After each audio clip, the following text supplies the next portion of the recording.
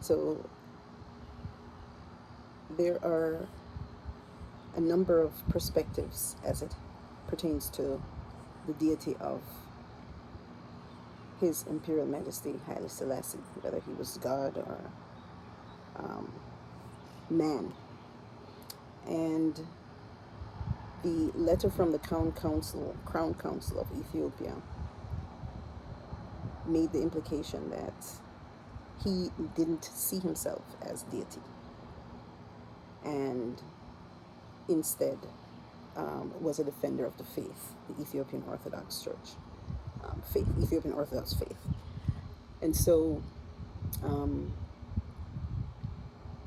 the question that came to mind or comes to mind is, if ones can question whether Rastafarians' idea of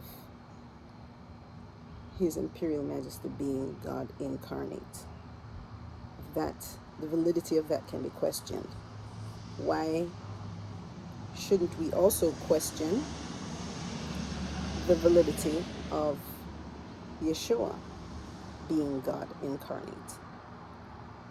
And I want to point out that there are two philosophies related to how Christ is seen, Yeshua Christ is seen. There's a Trinitarian perspective in which he is perceived, the Father, Son, and Holy Spirit. People who believe in that concept believe that Yeshua was God creator, said, I would like to experience what it is to be man, be a part of my creation, man or woman or tree or bird or fish. And so he entered into his creation and walked the earth as God, creator. And then you have the other perspective, which is what the Jehovah's Witnesses believe, that Christ is not God, but is the Son of God. He has the Spirit of God in him. Jehovah is the creator, and that's the name by which he goes. And he has and inputs his spirit in man to represent him on earth. That's their more or less philosophy, belief. And in either case, why would that be so far-fetched? It would be so far-fetched to believe that the Spirit of Christ could return in His Imperial Majesty, Haile Selassie I. And the Rastafarians are not just pulling this out of their hats. There are signs that they use to identify when the Spirit of Christ is going to return. So remember, it was John the Baptist that announced Jesus' arrival. He identified him. John the Baptist was arrested. Okay? And even during that time, the powers that be, the Romans at that time, they wanted to find this. Remember when Christ was, born? They were looking to kill him.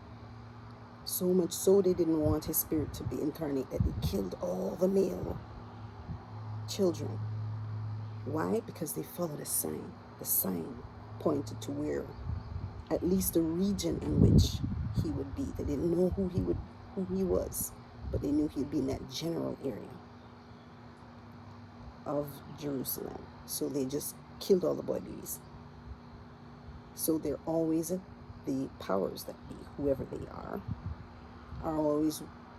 they always have an idea of the general area in which the Spirit is going to be. And they always try to snuff it out. They did it with Moses, they did it with Yeshua, and I'm sure we don't know the story of His Majesty, but they're at least wanting to snuff him out, the next return of Christ, which I believe they suspect is going to happen in the region, the Caribbean region, and more specifically in Jamaica. because that is where Rastafarianism began.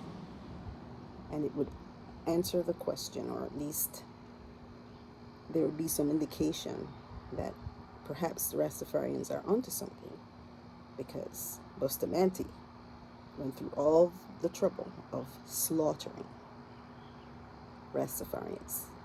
It was his design to, or plan to rid the island of Rastafarians.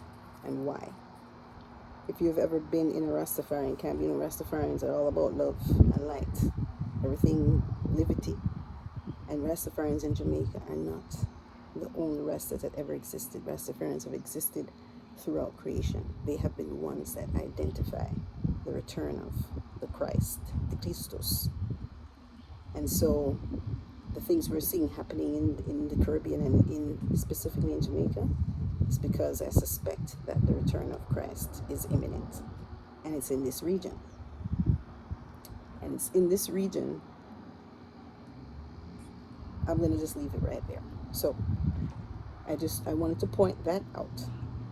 But then I want to also read the letter that I received from the Crown Council of Ethiopia. And I'll do that in the next clip.